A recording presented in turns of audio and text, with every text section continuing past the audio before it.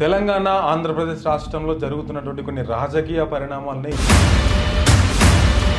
So ఏం జరిగింది అసలు కరెంట్లో ఛత్తీస్గఢ్ నుంచి మీరు ఎంత కరెంట్ తీసుకున్నారు, ఎందుకు తీసుకోవాల్సి వచ్చింది, ఆ కరెంట్ని మీరు ఎట్లా డిస్ట్రిబ్యూట్ చేశారని చెప్పేసి కొన్ని వివరాలు అయితే కోరుతూ కేసీఆర్ గారికి నోటీసులు అందించింది. కేసీఆర్ గారు కూడా త్వరలో అరెస్ట్ కాబోతా ఉన్నారు. కేటీఆర్కి కూడా నేడో రేపో ఫోన్ ట్యాపింగ్లో నోటీసులు రాబోతా ఉన్నాయని చెప్పేసి ఒక పక్క పెద్ద ఎత్తున చర్చ జరుగుతూ ఉంది.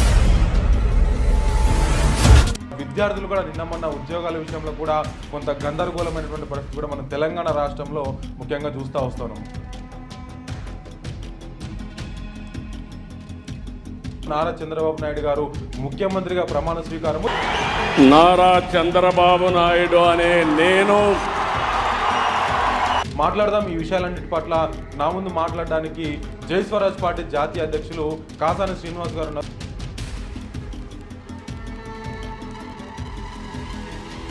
తిట్టే కార్యక్రమం మళ్ళీ తర్వాత పెట్టుకున్నాం. అంటే ప్రతి కుటుంబానికి కనీసం బతుకు భరోసా ఉండాలనేది ఇటీవల ఎన్నికల్లో మేము 6 నెలల క్రితం ఇచ్చినటువంటి డిమాండ్. మొన్న కాంగ్రెస్ ప్రభుత్వం దాన్ని అడాప్ట్ చేసుకున్నది. మా పథకాన్ని వాళ్ళు చెప్తున్నారు ఇప్పుడు. అంటే ఈ అకౌంట్లలో డైరెక్ట్ నిధి జమ చేయడం అనేది ఎంతవరకు దీన్ని చూసుకోవచ్చు? అంటే ఇది ప్రజలకు సోమరిపోతులను చేసినట్లు కాదంటారా? కరెక్ట్, మంచి క్వశ్చన్. మీ అంచనాల ప్రకారం ఒక కుటుంబానికి ఒక 10,000 రూపాయలు ఇస్తే ఆ కుటుంబం ఆర్థికంగా ఎదగొచ్చు అనేది మీ ఆలోచన. అంటే ఇంత ముందున్న ప్రభుత్వాలు ఏవి ఆ దిశగా ఆలోచన చేయలేదంటారా? ఒకటి. రెండవ అంశము, మీరు అన్నటువంటి 10,000కి ఇంకొక 100 రెట్లు కలిపి 10 లక్షలు ఇచ్చిన ప్రభుత్వం కూడా ఉన్నది. ఆ 10 లక్షలు పొందుకున్న కుటుంబాలు ఈరోజు ఎక్కడ ఉన్నాయి? రెండవది. ఇంకా మూడవ అంశం ఏంటి అంటే, ఒక వ్యక్తికి నేరుగా మనం ఒక 10,000 రూపాయలు ఉచితంగా ఇస్తే కనుక తన కనీస అవసరాల నిమిత్తం వాడుకుంటున్నాడా, లేదంటే వాళ్ళ ఇష్టం వచ్చినటువంటి అవసరాల నిమిత్తం వాడుకొని దాన్ని డిస్మాంటిల్ చేసేటువంటి ప్రయత్నం చేస్తున్నాడా? మూడవ అంశం. వెరీ గుడ్ క్వశ్చన్ అండి. నాకు కొత్తనే కేసీఆర్ ప్రభుత్వంలో ఇది జరిగిందంటే కాదు. రాజశేఖర రెడ్డి ప్రభుత్వంలో అదే వచ్చింది, చంద్రబాబు ప్రభుత్వంలో అదే వచ్చింది, రేపు రేవంత్ దాంట్లో కూడా అదే వస్తుందేమో. అంటే వీళ్ళందరి ఇళ్లలో అవినీతి వస్తుంది, జయస్వరాజ్ పార్టీ వస్తే మాత్రం నీతిగా పరిపాలిస్తుంది.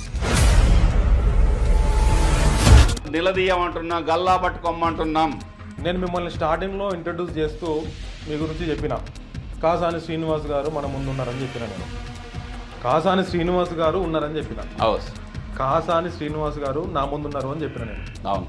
మీకు ఏమైనా ఇబ్బంది అయింది నా మాటతో? ఏం లేదు. మీరు ఏమైనా బాధపడరా? ఎందుకు అవసరం? అంటే మీ పూర్తి పేరు కాకుండా మీ పేరును కొంచెమే పలికిన నేను ఏమైనా బాధ అనిపించిందా? నువ్వు ఎన్నికలకు పోయినప్పుడు డొంక తిరుగుడు మాటలు చెప్పొద్దు. నువ్వు ఎన్నికలకు పోయినప్పుడు ఏం చెప్పినావు? జాతీయ స్థాయి పార్టీ అని చెప్తున్నారు. అటు తెలంగాణలో ఉంది, ఆంధ్రాలో ఉంది, పంజాబ్ అంటున్నారు, గుజరాత్ అంటున్నారు. జాతీయ స్థాయిలో మేము పోటీ కూడా చేస్తున్నాం అని అంటున్నారు.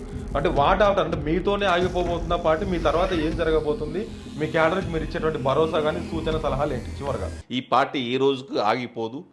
ఈ దేశంలో ఉన్నటువంటి 28 రాష్ట్రాలకు విస్తరిస్తూ ఈ సమాజంలో మేము అధికారంలో ఉంటామా, మేము లేదా ప్రతిపక్ష స్థాయిలోనే ఉంటామా?